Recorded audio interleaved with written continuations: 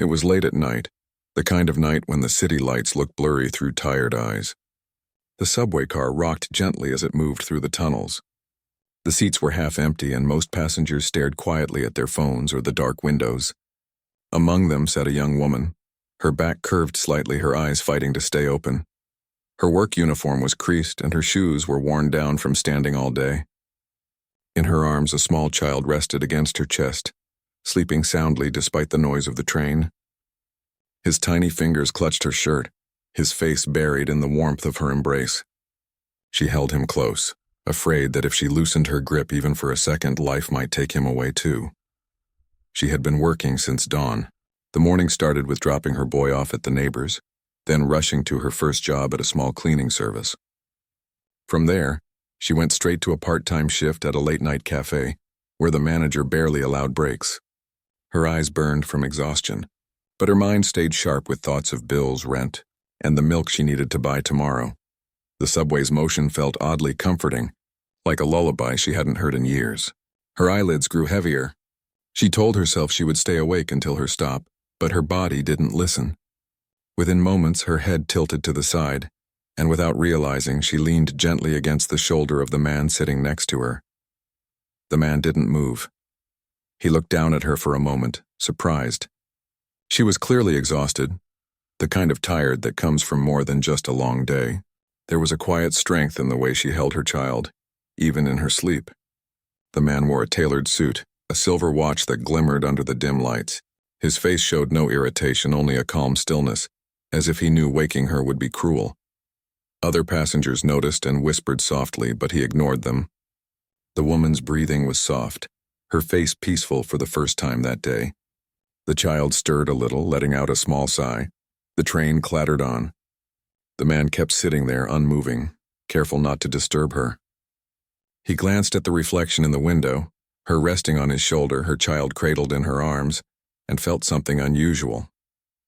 He was used to business meetings, fast cars, private offices, and people who always smiled because they had to. But in that moment, this stranger beside him, tired, ordinary, and real, made him feel something rare. When the train slowed down, the woman suddenly woke. For a moment, she didn't understand where she was. Her eyes widened as she realized she had been leaning on someone. She sat up quickly, adjusting her child and stammering an apology. "I'm so sorry. I didn't mean to. I must have fallen asleep," she said in a shaky voice, her face turning red with embarrassment. The man gave a small smile. "It's all right," he said softly. "You looked like you needed the rest." His voice was calm, almost kind. She didn't know what to say. She wanted to explain herself, to tell him that she didn't usually fall asleep in public, that she wasn't someone who made a habit of leaning on strangers, but words didn't come out. The child woke slightly, rubbing his eyes and looking up at the man curiously. The man smiled at the little boy and gave a small nod. The boy hid his face back against his mother.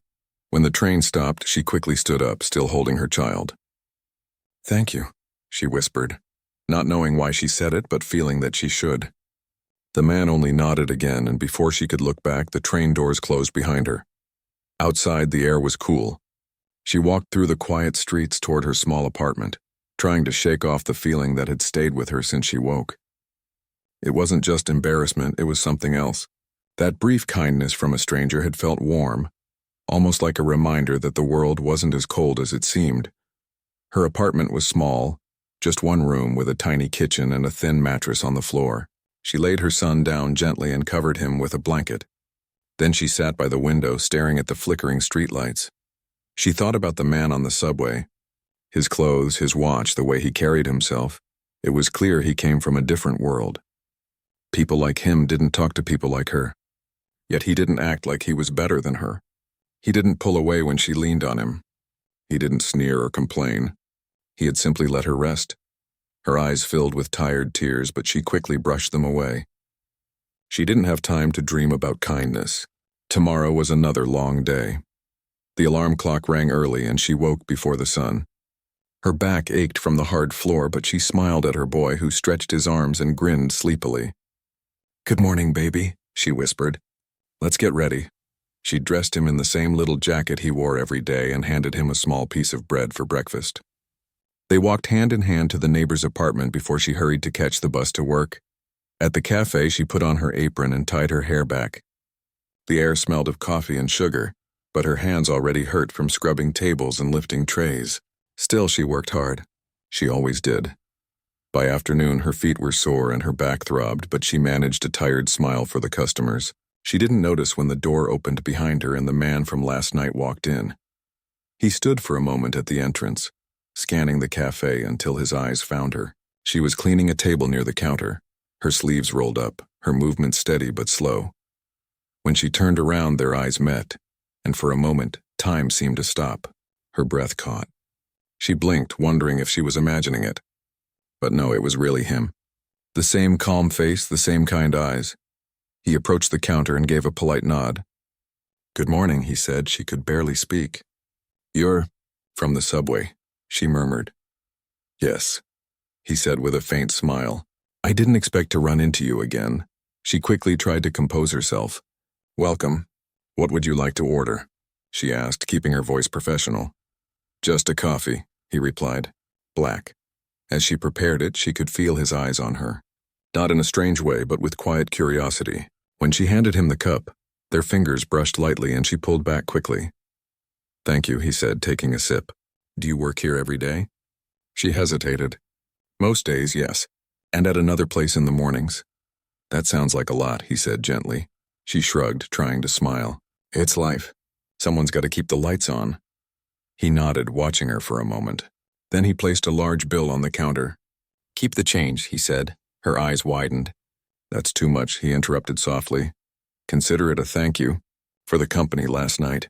She didn't know what to say. Before she could respond, he smiled politely and walked out the door. As the bell above the door chimed, she stood there frozen, staring after him. Her co-worker teased her lightly, asking who the handsome customer was, but she just shook her head. All day she couldn't stop thinking about him. Not because he was rich or handsome, but because he had treated her like a person. No pity, no judgment, just simple kindness. That night, when she returned home and tucked her son into bed, she looked out the window again. The same city lights blinked outside, but something inside her felt different. Maybe life wasn't all struggle and loneliness. Maybe, just maybe, there were people who still saw others with compassion. She didn't know his name. She didn't expect to see him again. But deep down, she carried a small spark of warmth, a reminder that one quiet moment on a subway could change the way someone saw the world. And though she didn't realize it yet, that brief encounter was only the beginning of a story that would surprise everyone, including herself. The next morning came with the same rush of tired footsteps and cold air. She was back at the cafe before sunrise, wiping tables, brewing coffee, and preparing trays for the morning crowd. But something about the day felt different. She didn't know why, but she kept glancing at the door, half expecting to see that same man again. Maybe it was silly, she told herself. He was just a kind stranger who happened to be there at the right time. People like him didn't hang around small corner cafes every day. But by mid-morning, when the cafe was filling up, she looked up and froze. There he was again, standing near the counter, holding his phone in one hand and looking around as if searching for someone. When his eyes met hers, he smiled slightly and walked over. "Good morning," he said calmly. She straightened up, trying to look composed even though her heart started beating faster. "Good morning," she replied, keeping her voice low. "I thought I'd stop by for another coffee," he said, setting his phone down on the counter. "Of course," she said, reaching for the pot. "Black, right?" He nodded, impressed that she remembered. "You have a good memory." She gave a faint smile. "I see hundreds of customers every day, but I guess some faces stay in mind longer than others." He chuckled softly, clearly amused by her honesty. Fair enough. When she handed him the cup, he didn't rush away like most customers. Instead, he stepped aside and leaned against the counter, watching the cafe. It was busy now. People ordering breakfast, others typing on laptops, the sound of dishes clinking and steam hissing in the background. "It's a nice place," he said after a moment. She shrugged. "It's small, but it pays the rent." He nodded thoughtfully, then looked at her again. "Do you live nearby?" "Yes, a few stops from here," she replied. "The subway makes it easier to get to work." She hesitated, then added, "That's where we met, remember?" "I remember," he said, smiling again. "You looked very tired that night." She laughed softly, embarrassed. I work 2 jobs. Sometimes 3, if someone needs a shift covered. That sounds exhausting, he said gently. How do you manage? She shrugged again, this time with a small sigh. You just do. When you have someone depending on you, you keep going. He nodded slowly, studying her expression. You have a child, right? Yes, a little boy, she said with a hint of pride. He's 4. He's my whole world. Something about the way she said it made him pause. Her eyes softened. Her tired face brightened just for a second. It was clear that despite the long hours, despite the struggle, that child gave her all the strength she needed. He smiled quietly. He's lucky to have you. She looked down, feeling her cheeks warm. I don't know about that, she murmured. But I try. He didn't push the conversation further. He simply nodded, left another generous tip, and thanked her before leaving. She watched him go, feeling a strange mix of curiosity and disbelief. Who was this man, really? He seemed kind, but there was something different about him, something careful, deliberate.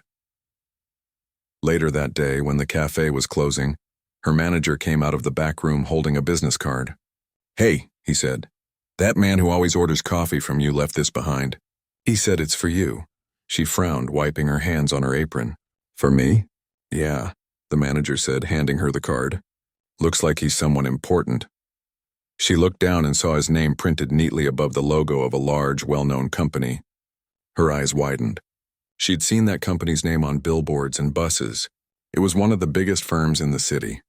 She whispered his name under her breath, then stared at the bold letters again. Her manager chuckled.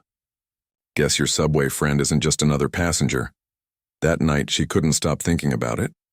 She wasn't sure what to feel. Was he playing some kind of joke? Why would a man like him bother leaving a card for someone like her? Maybe he wanted to help, or maybe he was just being polite. Still, she tucked the card carefully into her bag as if it might mean something someday. A few days passed and she didn't see him again. The cafe felt emptier somehow even when it was full. Life went back to its usual rhythm. Early mornings, long shifts, small moments of laughter with her boy before bed. Then one Friday afternoon, as she was cleaning tables, a familiar voice called from behind her. Looks like you've been busy. She turned and smiled without meaning to. You came back. I said I liked the coffee, he replied lightly. And I thought I'd check if you were still working too hard. She laughed quietly. Always. I don't have much choice. He ordered his usual and sat down by the window this time. For the first time, she joined him for a brief moment during her short break. It felt strange sitting across from him, someone from such a different world, but he made it easy to talk. He asked about her son, and she told him stories about how he loved drawing, and how he once covered the entire wall with crayons. The man laughed, genuinely amused. Sounds like a future artist, he said. Or a future troublemaker, she joked. As they talked, she realized how simple and natural it felt. There was no awkwardness, no pity in his tone, just interest, real interest. It had been a long time since anyone had asked her how she was doing, without expecting something in return. When her break ended, she stood up quickly. I should get back before my boss sees me sitting. He smiled. Of course. But it was nice talking, she nodded. Yeah, it was. Before leaving, he placed another card on the table, this time with his personal number written on it. If you ever need anything, he said softly, don't hesitate to call. She stared at the card for a moment after he left. Need anything? What did that even mean? She wasn't used to people offering help. Life had taught her to handle everything alone. Still, she slipped the card into her pocket, just in case. A few nights later, rain poured heavily across the city. She had stayed late after her shift, and by the time she reached the subway station, the trains were delayed. She sat on the bench with her child sleeping on her lap, drenched and cold. When she checked her bag, she realized she had forgotten her wallet at work.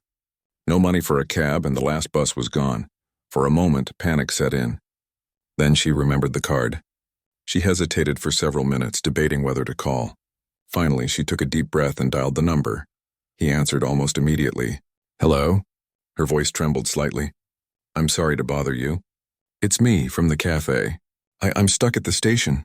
The trains aren't running and I don't have my wallet. Stay right there, he said firmly without hesitation. I'll come get you, she tried to protest. No, please, you don't have to. but he had already hung up.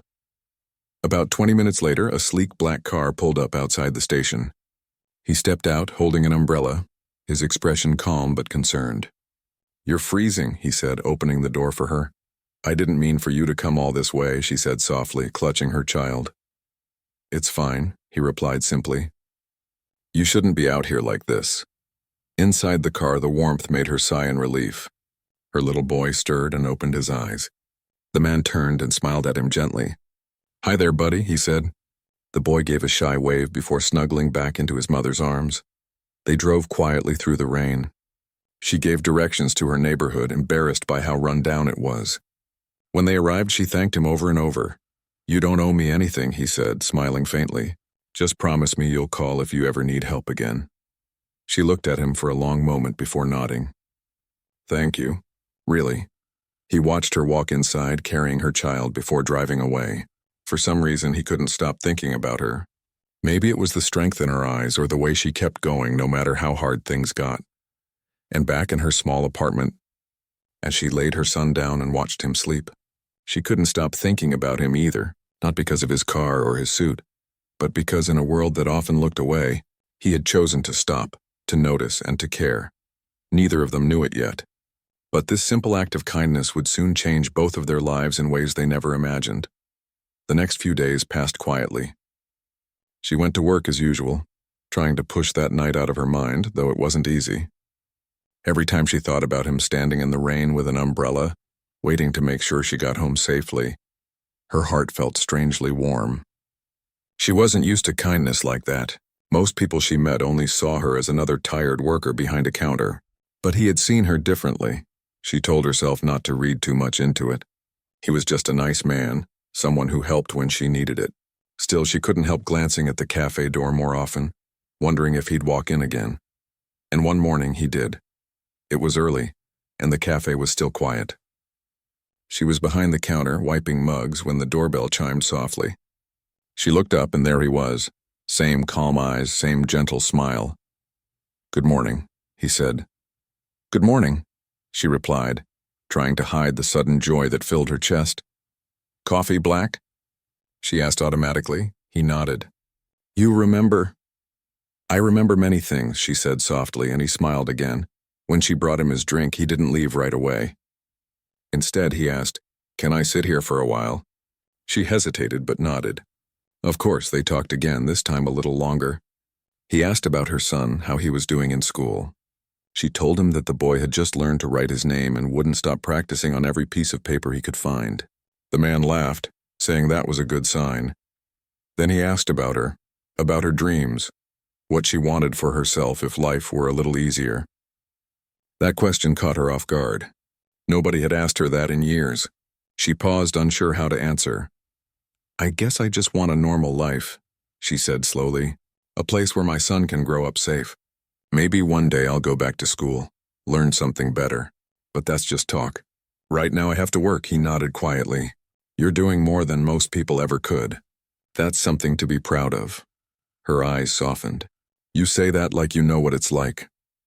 He smiled faintly but didn't reply. Later, when she was cleaning tables, her boss called her into the back. The tone of his voice already made her nervous. He was pacing, holding the attendance sheet. "You were late again this morning," he said sharply. "This can't keep happening." She tried to explain. "I had to drop my son off. His daycare opens late sometimes." He interrupted. "That's not my problem. If you can't handle the hours, I'll find someone who can." Her face flushed, and she nodded quickly. "I'm sorry. It won't happen again." She left the office fighting back tears. When she came out front, she saw him sitting by the window watching quietly. He didn't say anything until she walked by, but he could tell something was wrong. "Rough day?" he asked gently. She forced a small smile. "You could say that. Do you need a ride home tonight?" She hesitated. "No, I'll be fine." "You've helped enough already." He nodded but didn't press. Still, when the cafe closed that night, he was waiting outside anyway, leaning against his car. She sighed when she saw him. "You didn't have to come." "I know," he said simply. "But I wanted to make sure you got home safe." She couldn't argue with that. The ride was quiet at first. Her son sat in the back seat half asleep, holding his toy car. The soft hum of the engine filled the silence. After a few minutes, he asked, "Does your boss always talk to you like that?" She looked surprised. "You heard?" "Just a little," he admitted. "You shouldn't be treated that way." "It's fine," she said quickly. "It's not like I can do anything about it. I need the job." He nodded, but his jaw tightened slightly. "You deserve better," he said quietly. She looked out the window. "Maybe, but life doesn't always give better." They stopped outside her building, and as she unbuckled her son, he said softly, "You work hard. You take care of your family. That's more than most people can say. You remind me of someone I used to know." She turned back to him, curious. "Someone close to you?" He nodded, his expression thoughtful. "My mother. She raised me alone. She worked nights, sometimes double shifts, just to make sure I had what I needed. I never forgot that." For a moment, she didn't know what to say. She simply smiled faintly and whispered, "She must be proud of you." "I hope so," he said, almost to himself. When she went inside that night, she thought about his words for a long time. For the first time in years, she didn't feel invisible. Days turned into weeks, and soon he became a regular part of her routine. He came to the cafe every morning, sometimes staying for a quick chat, other times just nodding politely before heading out. The other staff had started noticing too. They teased her gently, asking if he was a secret admirer. She always laughed it off, but deep down she wasn't sure what to think anymore. One evening, the cafe was especially busy. She was running between tables, balancing trays and cups, when she suddenly tripped. Hot coffee spilled across her arm, and she gasped in pain. The manager rushed over, annoyed more than concerned. "What's wrong with you? You're not careful at all," he barked. She tried to apologize through tears, but before she could say anything else, someone stepped between them. It was him. "That's enough," he said firmly, his voice calm but commanding. "She's hurt." The manager blinked, caught off guard. "Sir, this is none of your—" "It is," the man interrupted. "Because you're talking to someone who deserves respect." The cafe went silent. The manager mumbled something under his breath and walked away. He gently helped her to a seat and asked the staff for a cold cloth. "You should see a doctor," he said, his tone softening. "It's not that bad," she whispered. "I just need a minute." He looked at her hand, the red mark still visible, and frowned. "You're always saying that. You think you have to do everything alone." She didn't answer. He wasn't wrong. Later that night, when she finally finished her shift, he insisted on driving her home again. This time she didn't argue. As the car moved through the quiet streets, he said, "You know, I've been thinking about something." She looked at him curiously. "What is it?" "My company is starting a new community program. Something to help single parents get better jobs, training, things like that." "I think you'd be perfect for it." She stared at him in disbelief. "Me? I don't have any skills like that." He shook his head. "You have discipline. You work hard. You don't give up. That's more valuable than you think." She felt her throat tighten. "Why are you doing this for me?" He looked at her for a moment before replying softly, "Because someone once helped me when I didn't think I deserved it either. Maybe it's my turn to do the same." She didn't know how to respond. Part of her wanted to say no, it felt too big, too unreal. But another part of her, the part that had been quiet for too long, whispered that maybe this was her chance. When they reached her apartment, he handed her a small envelope. Inside was a card with an address and a time. "Come tomorrow," he said. "If you want to." She looked at him uncertain. "And if I don't?" He smiled gently. "Then nothing changes. But I think you're ready for something better." That night she barely slept. She sat by the window long after her son was asleep, holding the envelope in her hands. She thought about every hard day, every moment she had wanted to give up but didn't. Maybe life was finally giving her something in return. The next morning, she stood in front of the mirror, nervous but determined. She wore her cleanest clothes and took the subway downtown. The building was tall and bright, nothing like the places she usually worked. When she stepped into the lobby, she felt small, unsure if she even belonged there. But then she saw him waiting near the elevator. He smiled when he saw her. "I was hoping you'd come." "I almost didn't," she admitted. "I'm glad you did," he said. "Come on, let's get started." And just like that, her life began to shift, slowly, quietly, but in a way that would change everything. She didn't know what was ahead, but for the first time in years, she felt hope instead of fear. And as she walked beside him through the bright halls of that building, she realized something important sometimes. It only takes one person's kindness to remind you that you still have a future worth fighting for. She stood in front of the tall glass building, her heart pounding as if it wanted to escape her chest. The sun reflected off the windows, making everything look brighter, sharper, more serious. People in neat clothes walked in and out, some talking into phones, others holding folders, looking like they knew exactly where they were going.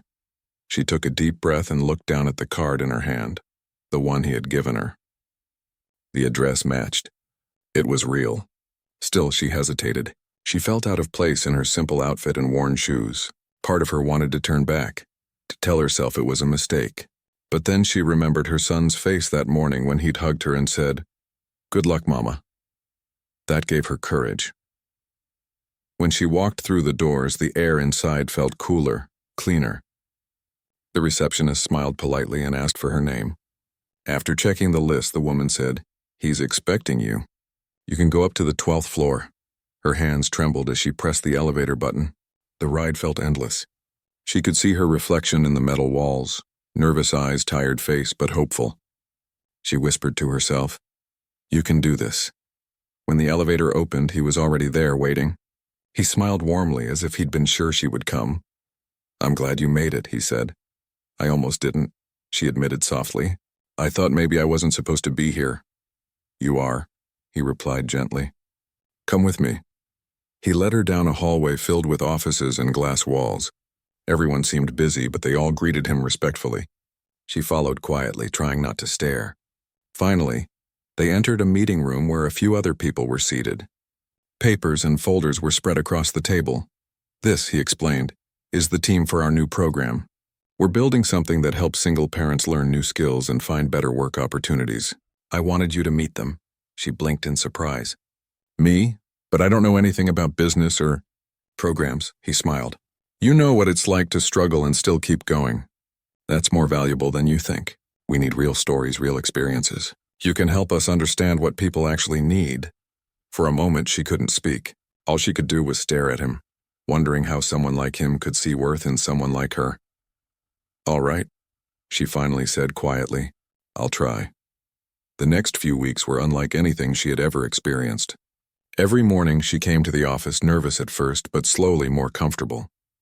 She attended workshops, learned to use a computer properly, practiced writing reports, and even helped with ideas for the new project. The first time she saw her name printed on a name tag, she couldn't stop smiling. It was something she never imagined for herself. She wasn't just cleaning tables or taking orders anymore. She was part of something bigger. He often stopped by her desk to ask how things were going. He never acted like a boss around her. He listened, encouraged her, and reminded her that her voice mattered. Sometimes they talked about her son, how he was adjusting to daycare near her new office, or how she was learning to balance everything. One afternoon, as she was leaving work, he called her into his office. She walked in nervously, wondering if she had done something wrong. But he just smiled and gestured toward a seat. "I wanted to show you something," he said, turning his laptop around. On the screen was a draft of the company's new program brochure. At the top it said, "Helping Hands, a Future for Single Parents." She read the paragraph beneath it and froze. It described her story, her struggles, her determination, her strength. The words weren't just facts. They carried emotion. I don't understand," she said quietly. "This is me," he nodded. "Your story inspired this project. I wanted people to know where the idea came from. Of course, we'll keep your identity private if you prefer." She felt tears sting her eyes. "No, I don't mind. I never thought my life could inspire anyone." He smiled softly. "It already has." Over time, their connection grew deeper, not in a romantic way at first, but in something gentler, built on respect and understanding. He admired her honesty and strength. She admired his kindness and humility. Sometimes he invited her to join company events or charity dinners. At first she refused, saying she didn't belong in fancy places. But he always said, "You belong wherever you work hard to be." At one such event, she found herself standing beside him in a room full of wealthy people, all dressed in elegant clothes. She felt small again, unsure of herself. But when he introduced her to the guests, calling her the reason behind our new project, the entire room applauded. She could hardly believe it. After the event, as they stood outside watching the city lights, she turned to him and said, "I don't know how to thank you. You've changed my life." He shook his head gently. "No, you changed your own life. I just gave you a chance." His words stayed with her for days. She started walking differently, speaking with more confidence, believing she could actually do something meaningful. At home, her son began noticing changes too. Their apartment was still small, but now it was filled with warmth and laughter. She could afford better meals, nicer clothes for him, and even a small desk where he could draw. One evening, while helping him with his homework, he looked up and asked, "Mama, are you happy now?" She smiled and kissed his forehead. "Yes, baby, I think I am." But not everything was easy. There were days she doubted herself when old fears crept back, the fear of failing, of losing what she had just gained. Sometimes she worked late, trying to prove she deserved her place. On those nights he would remind her, "You're doing fine. Don't forget to rest." He was always calm, steady, the kind of person who made chaos seem manageable. The more time they spent working together, the more she noticed how different he was from other people in power. He didn't shout, didn't look down on anyone. He treated everyone, from interns to senior staff, with the same respect. One day, after a long meeting, she found him sitting alone in his office, staring out the window. He looked deep in thought, almost sad. "Are you okay?" she asked quietly from the doorway. He turned, surprised. "Oh, yes. Just thinking about something." She stepped closer. "You've done so much for everyone. You look like the one who needs a break." He smiled faintly. "Maybe you're right. It's been a long road. When I started this company, I thought success would make me happy. But somewhere along the way, I forgot what happiness really meant." She sat down across from him. "And now?" He looked at her and said softly, "Now I'm starting to remember." Her heart skipped, but she didn't know what to say. The room was quiet but not uncomfortable. It was the kind of silence that felt peaceful, like they understood each other without words. In the following weeks, the program officially launched. Posters went up around the city, showing smiling parents and children. The company received messages from people who wanted to join or help. News reporters came to cover the story, calling it a movement of hope. She stood in the background during the launch event, watching everything unfold.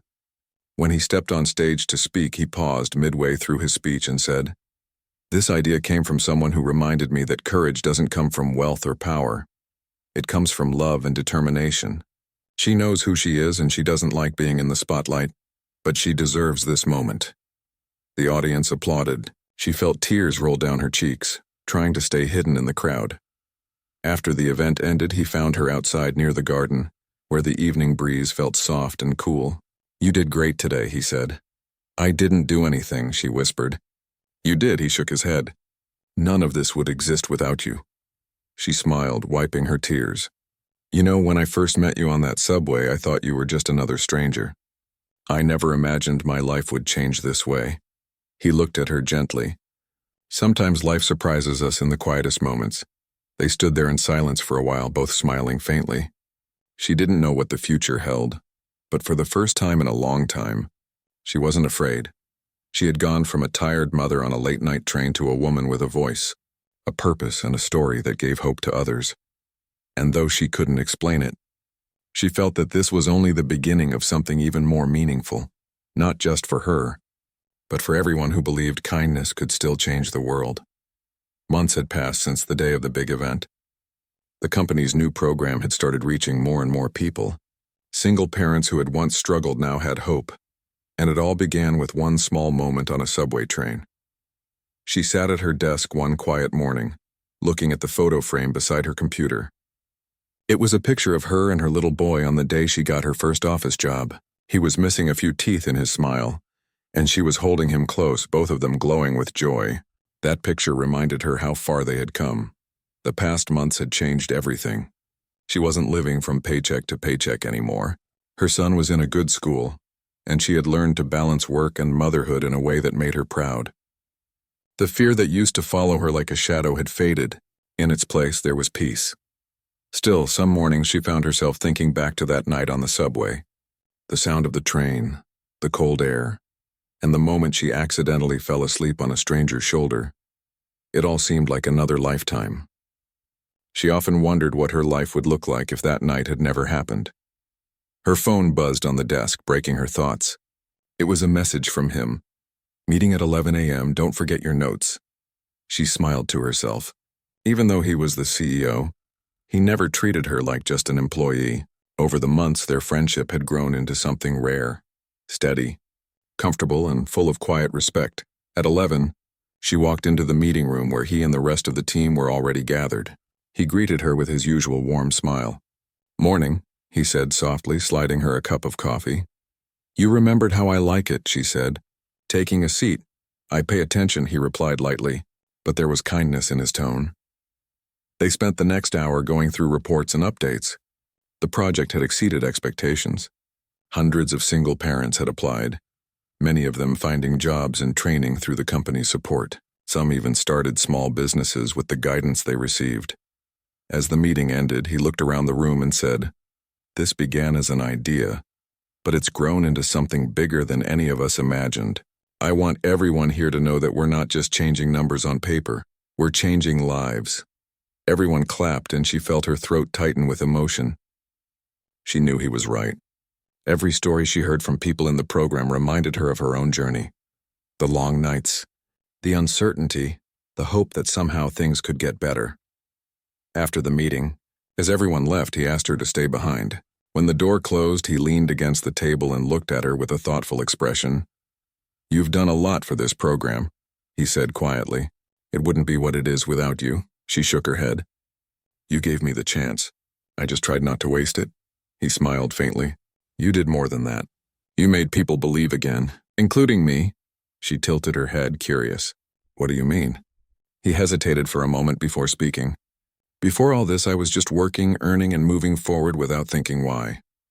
I thought success meant comfort, but it's really about connection, helping others, finding meaning. You reminded me of that." She looked down, feeling shy under his gaze. "I didn't do anything special." "Yes, you did," he said softly. "You reminded me that people matter more than profits." For a long moment they just stood there, the room quiet except for the distant hum of the city outside. Then he broke the silence. "I've been thinking," he said, "about starting a new branch of this project. Not just in this city, but in other places too. And I want you to lead the team." She blinked, unsure if she heard him right. "Me, lead?" He nodded. "You understand the heart of it better than anyone. You've lived it. That's what this project needs." Her hands trembled slightly. "I don't know if I'm ready for that kind of responsibility." He smiled gently. "You said the same thing when you walked into this building the first time. Look how far you've come since then." She couldn't help but laugh softly. "You always make it sound easy." "It's not easy," he replied, "but it's worth it." That evening, she walked home with her mind full of thoughts. The streets were buzzing with life, cars passing, people laughing, the smell of roasted corn in the air. She stopped by a small park where her son was playing with other kids. The moment he saw her, he ran toward her with open arms. "Mom," he said happily, "I scored 2 goals today." She lifted him and spun him around, laughing. "That's amazing. I'm proud of you." He giggled, wrapping his arms around her neck. "Can we get ice cream on the way home?" "Of course," she said. "You earned it." As they sat on a bench eating ice cream, she watched him playfully smear a bit on his nose and laugh. Life felt simple again, but in a new way. Safe, full, hopeful. That night, after putting him to bed, she sat by the window and looked out at the city lights. Somewhere in those tall buildings, people were still working late, chasing dreams, trying to survive. She thought about her own journey, from exhaustion and fear to this quiet moment of peace, and whispered a silent thank you. A week later, the company organized another event, this time to celebrate the program's success. The hall was filled with families, employees, and media. She helped set up decorations, arranging flowers on the tables, making sure everything looked perfect. When the event started, he took the stage again. Cameras flashed as he began his speech, thanking everyone for their support. Then unexpectedly he called her name. She froze for a second, caught off guard. Everyone turned to look at her. She slowly walked up to the stage, her heart beating fast. "This woman," he said, smiling proudly, "is the reason this project exists. Her courage and determination inspired us all. She reminded me that even the smallest act of kin Finesse can change a life, and in this case, it changed many. The audience applauded loudly. She could hardly hold back tears as she took the microphone. I don't know what to say, she began, her voice trembling. I was just a mother trying to make it through another day. I didn't plan for any of this. But I've learned something important, that no matter how hard life gets, kindness can always make a way. The room grew quiet, and then came a wave of clapping that seemed to last forever. After the event ended, people came up to her, shaking her hand, sharing their own stories. One woman said, I was where you were once. Seeing you gives me hope. Another man said, because of your program, my daughter has a future again. Each word touched her deeply. It felt unreal that her story had reached so many hearts. Later that night, as she was leaving the hall, he walked beside her. You were incredible, he said softly. She smiled. I was terrified. You didn't look it, he said with a small laugh. Then after a pause, he added, You've grown so much. I'm proud of you. They stood outside under the soft glow of the streetlights. The city hummed quietly around them. She looked up at him, gratitude shining in her eyes. You know, she said, sometimes I still can't believe this all started with a subway ride. He smiled. Sometimes the smallest moments are the ones that change everything. A gentle breeze passed between them, carrying the faint scent of the city night. She felt peace wash over her. Over the next few months, she began leading the expansion project. She traveled to new cities, spoke at schools, met other single parents, and shared her story. Everywhere she went, people listened, not because she was perfect, but because she was real. Her words came from a place of truth, of lived experience. Her son, now a little older, often told people proudly, My mom helps people. Each time he said it, she felt her heart fill with joy. One evening after returning from a work trip, she received a message from him, the man who started it all. It simply said, You've made me believe in good again. Thank you. She smiled, holding her phone close for a moment before setting it down. She didn't reply right away. She didn't need to. Some gratitude doesn't need words, it's already understood. As she tucked her son into bed that night, he sleepily said, Mama, you're my hero. Tears filled her eyes as she whispered back, No, sweetheart, you're mine. And as the lights of the city twinkled outside their window, she knew in her heart that her story wasn't just about struggle anymore. It was about strength, faith, and the beauty of unexpected kindness. The woman who once fell asleep on a stranger's shoulder had awakened to a whole new life. And that life, filled with hope and second chances, would keep inspiring others for years to come.